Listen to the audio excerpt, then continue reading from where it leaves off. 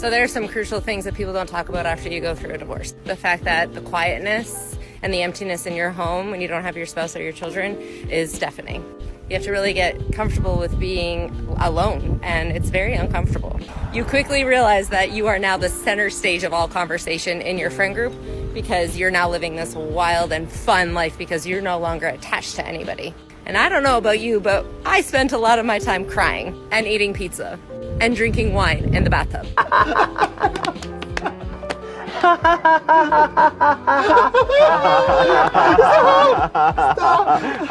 Hey. It is both hilarious and depressing how modern women think that getting a divorce is somehow this gateway to living a life full of adventure and excitement. They think that getting divorced means being free of the shackles known as the basic responsibilities of being a mother and a wife, and that a divorce is this magical fountain of youth that gives her the excuse to go out to clubs on Wednesday nights to tempt men with her muggy pothole of hopelessness. Being single is glamorized in today's society, and people are saying, yes, good for being single, and you should really just enjoy it. It's so freeing. When really you lost your purpose because you've been supporting this person for X amount of years and supporting their aspirations and their goals and their dreams and their desires, and you lost yourself along the way. Say, what now? So if I'm understanding you correctly, the reason why you got a divorce was because you were too good of a wife, that you gave up a piece of yourself to support your husband's dreams and aspirations? How the hell does that work, woman? What kind of dreams did he have? Was he building a doomsday weapon in his basement? Because that's the only logical scenario that I could conjure where getting a divorce might be considered practical. But something tells me that your husband wasn't the type of guy to start an apocalypse cult in his garage. So now it's beautiful. You get to find yourself, but it's hard to sit in that and be like, oh, who the f am I?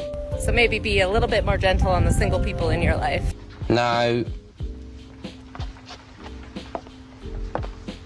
Sister, you are a strong and independent woman who don't need no man. You're living a single life and going on the healing journey to find yourself and become the most authentic version of your inner goddess. Because of this, I think you should be able to handle a couple of people cracking jokes at your expense. Because if you can't, well, maybe you should have thought of that before taking advice from single women on TikTok.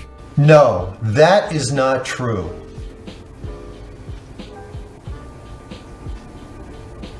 Ever wondered why attractive women tend to be batshit crazy? They may get jealous and possessive over innocent acts such as nights out, holidays, starting a new workplace. There's actually a reason for this. Should be interesting.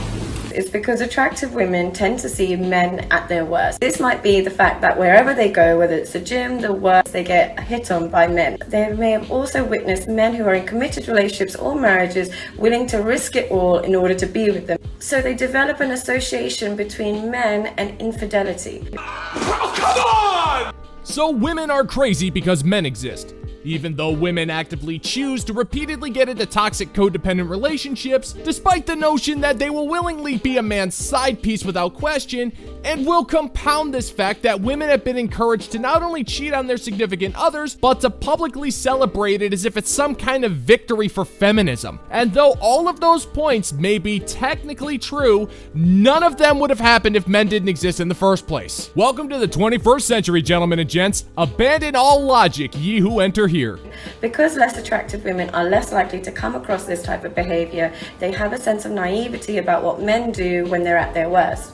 Whereas attractive women get an insight that leaves them feeling very insecure due to their own personal experiences. You're not just wrong, you're stupid. Now wait just a minute. And you're ugly, just like your mum. So I'm gonna take it that nobody told this psychologist that dating apps are a thing. Women who are on these apps have the pick of the litter when it comes to the most attractive men. It doesn't matter if those women are aesthetically hot or not. If anything, Tinder has inflated the egos of average women all over the Western Hemisphere to the point where a 35-year-old single mother of 4 thinks she's entitled to a 6'2" CEO who owns a yacht. And the saddest part of all of this is that I am fairly certain I have no less than 3 closed head injuries, but I still somehow know more than this professional psychologist. If we lived in a matriarchal society that was run by women, what would the man's role become?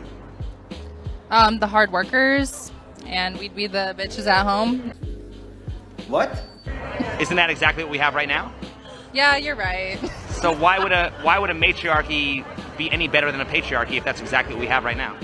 Okay, sorry, I contradicted your question. Too many tequila shots. Hey, pal, your excuses are your own. Don't ask me why, but something tells me this woman would have answered that question the exact same way if she wasn't drinking. Modern feminism has brainwashed generations of women into thinking in the dumbest possible way. These women have absolutely no idea what a matriarchy would actually entail, and they have absolutely no idea what a society without men would look like. However, they somehow intrinsically know that the matriarchy would put an end to the oppression of women by making men go out and work while the women stay home and have babies. I can see that this discussion is going in circles. So we're gonna go now. Okay? I feel like the opposite would literally happen. You know, women would end up, you know, bringing in all the bread, you know, working all the time, and then it'd be the men that were at home taking care of the kids, you know, cooking, cleaning. That is the worst idea I've ever heard in my life, Tom. Yes, it's horrible, this idea. Fun fact, a simple YouTube search will yield countless examples of the bitter resentment wives will hold towards their husbands in the event that they become the breadwinners. Even if the husbands take care of the kids, cook the meals, and maintain the household, if they're not bringing in any money, the wife will almost immediately start disrespecting and emasculating her husband. This ultimately leads to arguments, meltdowns, infidelity, and ultimately divorce. But judging how you talk and how you carry yourself, I'm forced to assume that you lack the basic skills needed to do a rudimentary Google search, so I guess you're just gonna have to remain stupid. But do you think women want to do all those dangerous, dirty jobs that are typically done by men? No, I can absolutely say they will not. So then, wouldn't the man's role pretty much stay the same as doing all the hard labor jobs? Honestly, yeah, and then it would just add fuel to the fire, because it'd be, as a man, not only do they have to go, you know, do all the working and stuff, they also have a wife that's at home not taking care of the children, not cooking, not cleaning. So then at that point, it's just like, why do you even have a wife? Wow, that's fantastic work, man. You have the wisdom of a 6,000 or 7,000-year-old man. That's fantastic. We don't have to fill up the whole blackboard after all. I don't know about you guys, but I personally cannot wait to find out how the cobalt mining industry is going to usher in the next wave of female miners, or how the steel industry is going to destroy the patriarchy by strictly hiring only women for their smelting plants. And personally, I'm very excited for the day that the ribbon is cut on a skyscraper that is designed, built, and maintained entirely by women. Well, don't get me wrong, I'm not going to be at that ceremony, because let's face it, the skyscraper would topple over the second the stiletto heel hits the floor. And after that building crumbles and kills a few hundred people, you can rest assured that women will still blame men for their abject failure. Because at the end of the day, it's easier for them to just blame an entire group of people than admit that their lives would have been significantly easier if they had just made their husband a goddamn sandwich.